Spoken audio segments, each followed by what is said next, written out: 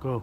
Hola, soy Juanita Santillan con Alo Weight Loss and Wellness para control de peso y sanación.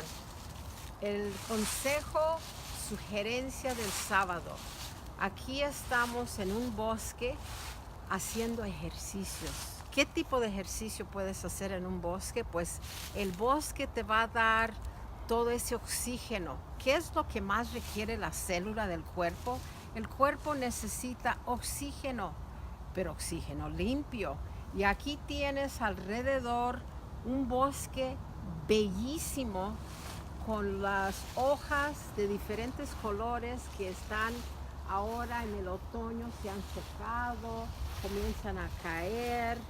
Y toda esa es una energía bellísima y limpia. Si quieres oxígeno limpio, especialmente para ustedes que viven en una área donde es una ciudad, busca un bosque cerca de ti. Ve, haz ejercicio.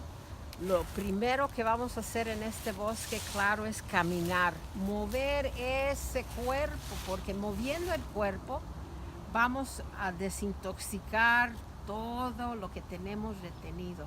Aparte de eso, vamos a tomar una respiración profunda.